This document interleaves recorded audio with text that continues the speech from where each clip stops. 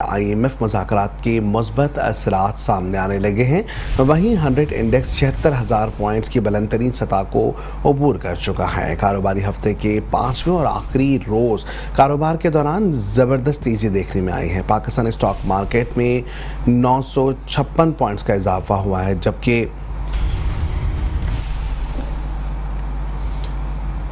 यहाँ आपको बताएंगे कि 100 इंडेक्स 76,070 की पॉइंट्स पर ट्रेड कर रहा है, जबकि 1 जून से पेट्रोल मसनूआत की कीमतों में मजीद 4 रुपये कमी का इम्कान है। डीजल की कीमतों में भी 3.5 रुपये फ़ी लीटर कमी मुतवक्के है।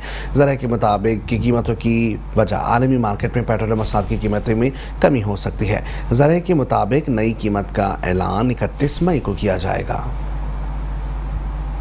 यहाँ आपको बताएंगे 1 जून से पेट्रोल मसनूआत की कीमतों में मजीद 4 रुपये कमी का इम्कान। डीजल की कीमतों में भी 3.5 रुपये फ़ी लीटर कमी मुतवक्के है। ज़रा के मुताबिक कीमतों की वजह आलमी मार्केट में पेट्रोल मसनूआत की कीमतों में कमी हो सकती है। ज़रा के मुताबिक नई कीमतों का इतलाक़ 31 मई को किया जाएगा। मेट्रो वन न्यूज़, हर पल की खबर।